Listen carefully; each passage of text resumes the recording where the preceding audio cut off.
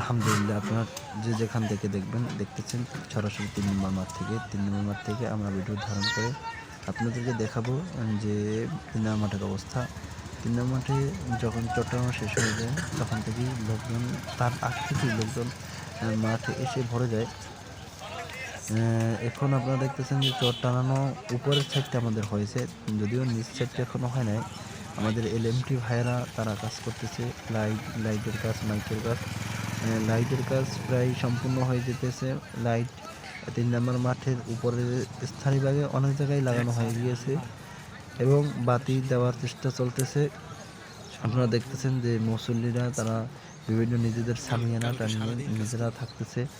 এভাবেই আগামী 19, 20, 21 ফেব্রুয়ারি মাহফিল 19 তারিখ পীর সাহেব চরমনাইয়ের উদ্বোধনী বয়ানের মাধ্যমে মাহফিল শুরু হবে।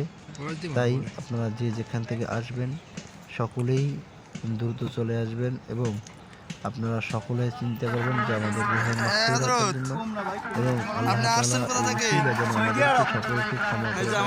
এই আশা ব্যক্ত করে আপনারা সকলেই আসবেন, যাতে করে আল্লাহ তাআলা আমাদের সকলকে উভয় জাহানে, দুনিয়া এবং আখিরাতে কামিয়াবি দান করেন।